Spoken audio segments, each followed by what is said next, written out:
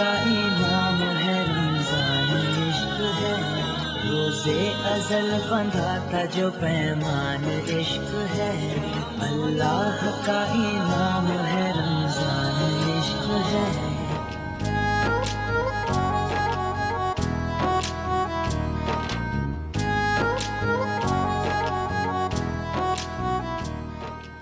खुश आमदेद, एक बार फिर आपकी खिदमत में हाजिर हैं टीवी वन की न्यूज़ वन की नशरियात इश्क रमज़ान के साथ, जो सहरी की खुसूसी नशरियात है बराह रास्त पेश की जा रही है आपके लिए।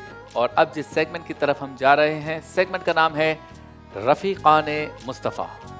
समत अली एक समत उमर सिद्दीक़ इधर उस्मान उधर एक समत।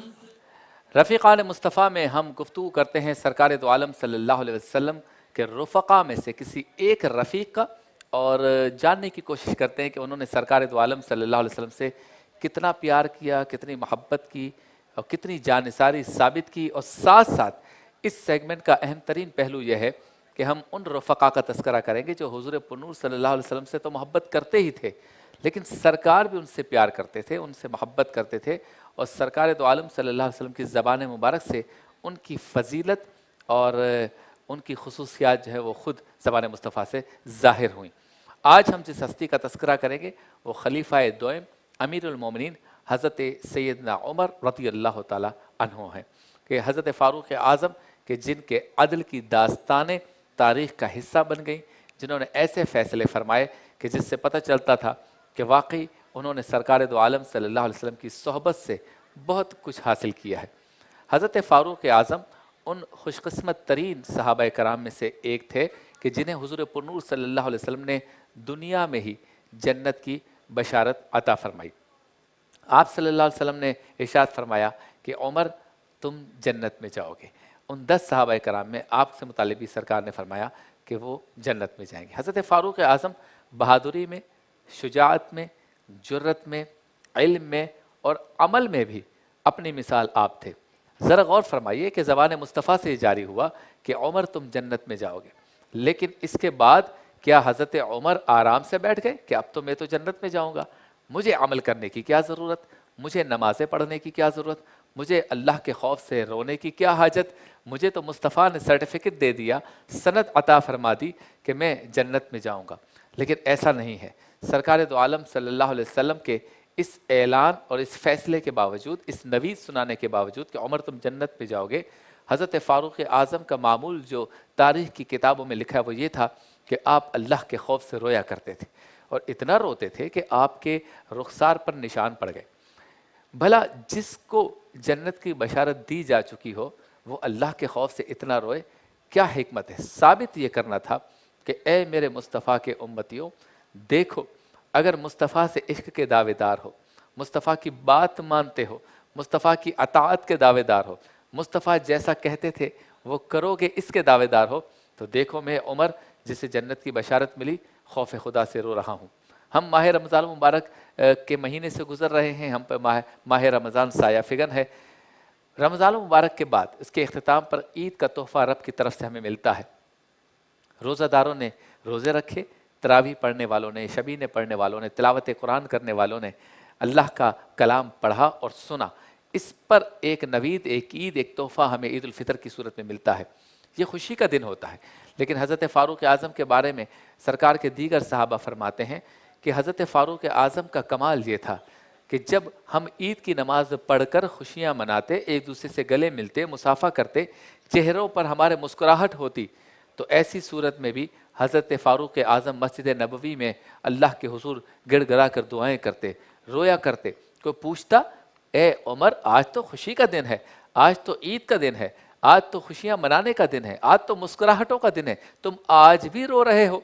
तो हज़रत फ़ारूक़ आज़म फरमाते कि मुझे नहीं मालूम कि आज का दिन मेरे लिए ईद का दिन है या वईद का दिन है। मैं नहीं जानता कि रमज़ान मुबारक में की गई मेरी इबादत अल्लाह की बारगाह में मंजूर या मकबूल हैं या नहीं है। ये सीरत बताती है, ये जज्बा बताता है कि हज़रत फ़ारूक़ आज़म खुदा का कितना खौफ रखते थे। सरकार दो आलम सल्लल्लाहु अलैहि वसल्लम से क़ुर्बत का ये नतीजा था कि फ़ारूक़ आज़म रब से ऐसे करीब हो गए कि आज भी हज़रत फ़ारूक़ आज़म की सीरत को पढ़ने के बाद صرف خوف خدا سے رونے والی آنکھوں کا تذکرہ نہ کیا جائے تو یقیناً انصاف نہ ہوگا۔ آپ کے عدل کے بارے میں حضرت علی فرماتے ہیں کہ عمر تم جیسا عدل کرنے والا کوئی نہیں۔ حضرت فاروق اعظم ایک مرتبہ اپنے گھوڑے پر سوار ریگستان کی جانب رواں دواں تھے۔ کسی ایک روایت میں اونٹ کا تذکرہ بھی ہے۔ بہرحال آپ امیر المومنین ہیں، ملک کے صدر ہیں، ملک کے وزیر اعظم ہیں، ملک کے امیر المومنین ہیں، ملک کے سردار ہیں، آپ کے پاس تمام اختیارات ہیں، لیکن جب ریگستان سے گزر رہے تھے تو سامنے سے حضرت علی نظر آئے۔ وہ آ رہے تھے، وہ پوچھا عمر کہاں جا رہے ہو، کس کو تلاش کر رہے ہو؟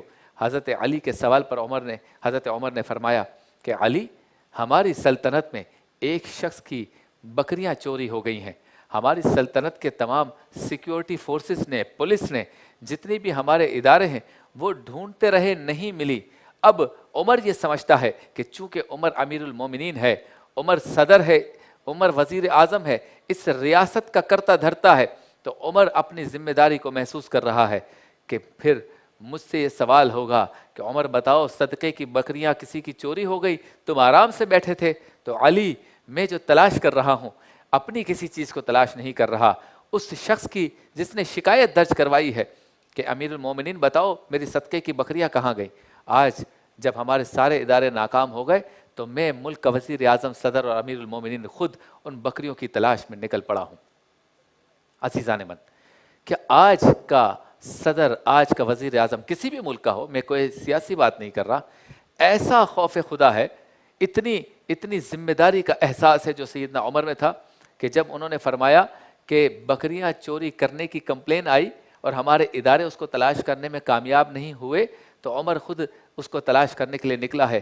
تو یہ دیکھ کر، یہ سن کر مولا علی نے فرمایا عمر، تم ایسی مثالیں قائم کر رہے ہو، امور حکومت چلانے کی ایسی مثالیں قائم کر رہے ہو کہ رہتی دنیا تک تمہارے بعد آنے والے مسلمان حکمرانوں کے لیے بہت مشکل ہوگا کہ وہ اس طرز پر حکمرانی کر سکے۔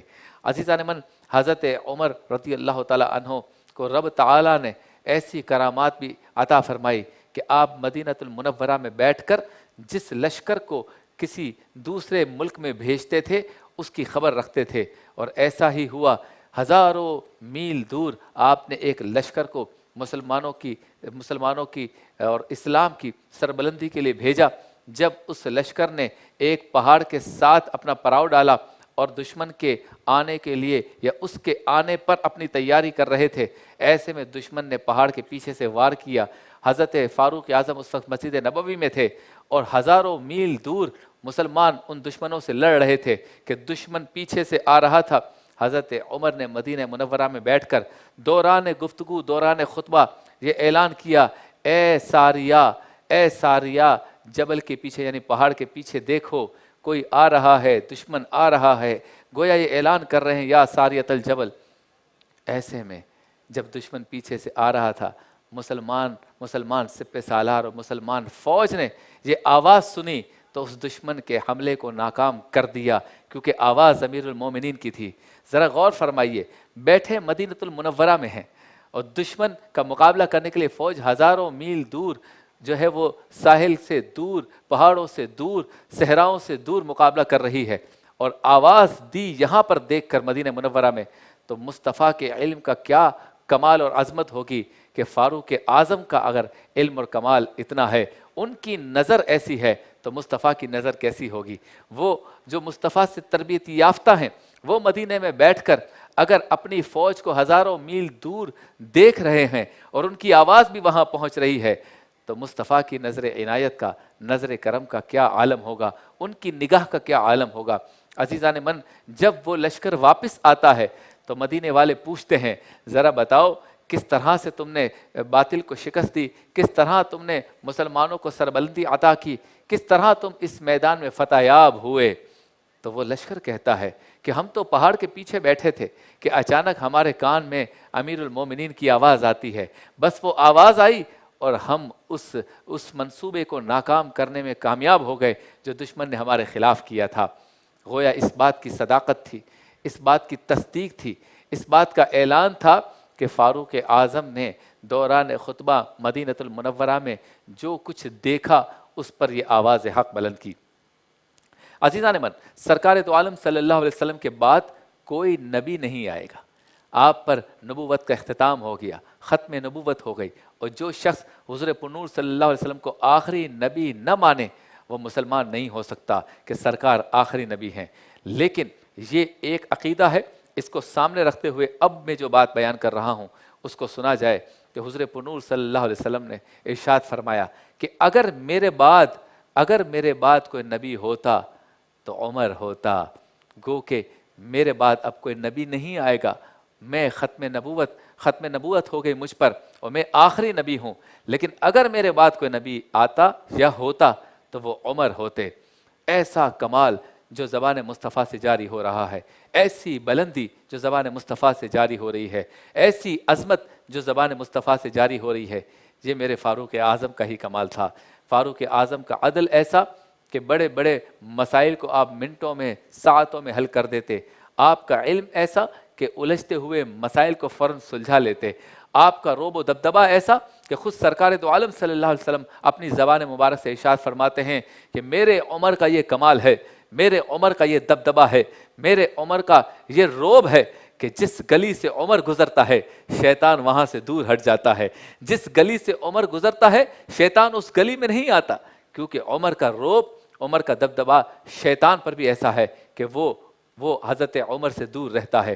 عزیزان من، یہی رفیقان مصطفیٰ صلی اللہ علیہ وسلم کا کمال ہے کہ اس سیگمنٹ میں ہم مصطفیٰ کے جانثاروں کا تذکرہ کرتے ہیں. کل کریں گے حضرت عثمان غنی کا تذکرہ اور پرسوں کریں گے مولا علی کا تذکرہ. سلسلہ جاری رہے گا. اس وقت ہوا ہے مختصر سے بریک کا. بریک کے بعد ہوتی ہے آپ سے دوبارہ ملاقات. اللہ کا انعام ہے رمضان عشق ہے، روزے ازل بندھا تھا جو پیمان عشق ہے. اللہ کا انعام